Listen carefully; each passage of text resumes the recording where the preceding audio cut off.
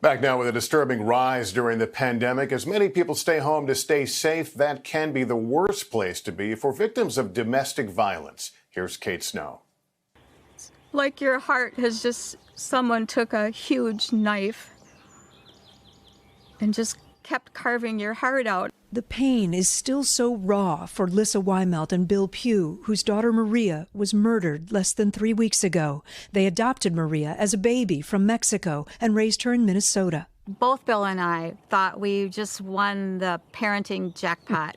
Always smiling. She snowmobiled, she rode horses, she rode four-wheelers, she snowboarded, she skied, she was a cheerleader. She got married last year, a relationship her parents describe as controlling.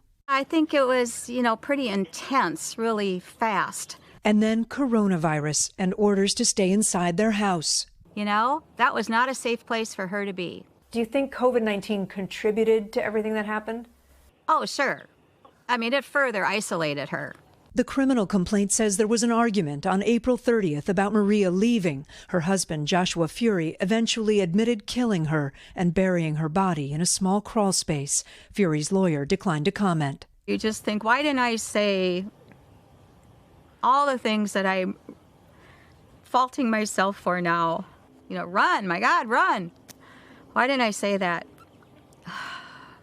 Home is not a safe place for victims. And now you're forced to stay inside because outside is scary. Phone calls to the Center for Women and Families in Louisville, Kentucky have actually decreased, in part, experts say, because victims are trapped with their abusers. But the center is getting more emails or victims calling friends using a code word for help. What are you telling women about whether they can leave because of the coronavirus rules? Well, what we're telling them is do leave. Absolutely. One of the ways that perpetrators are manipulating, mentally abusing their victims is through the coronavirus, saying things like, if you walk out this door, you're going to get the coronavirus and die.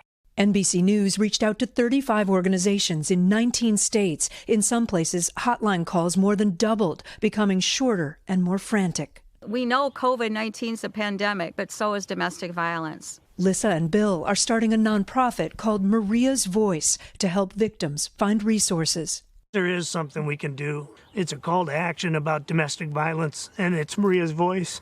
We're just parents who have a broken heart. But we can do something, and we're going to do something to stop domestic violence. Hoping to stop a pandemic within the pandemic. Kate Snow, NBC News. If you or someone you know needs help, call the National Domestic Violence Hotline at 1-800-799-7233 or go to thehotline.org.